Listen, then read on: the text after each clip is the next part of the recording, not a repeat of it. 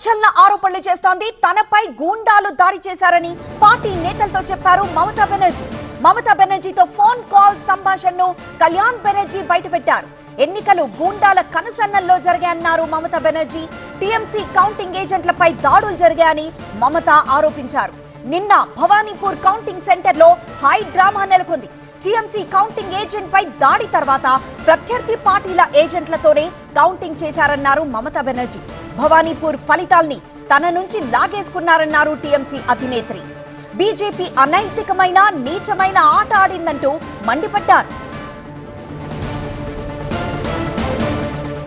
భవానీపూర్ లో మమతా బెనర్జీపై బీజేపీ నేత సువేందు అధికారి పోటీ చేశారు. తొలి రౌండ్ నుంచి మమత మంచి ఆధిక్యాన్ని సాధిస్తూ ముందుకు సాగారు. అయితే కౌంటింగ్ సాగుతున్న సమయంలో టీఎంసీ ఏజెంట్ ను బయటికి పంపించేశారు అధికారులు. దీనిపై టీఎంసీ అధినేత్రి తీవ్ర స్థాయిలో మండిపడ్డారు. మధ్యాహ్నం 3 గంటలకు ఆమె స్వయంగా కౌంటింగ్ సెంటర్ కు వెళ్లారు.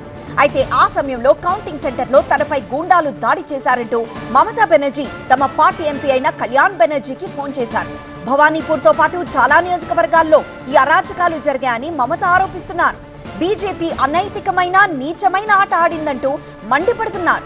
భవానీపూర్ లో 15,000 ఓట్లతో ఓడారు మమత.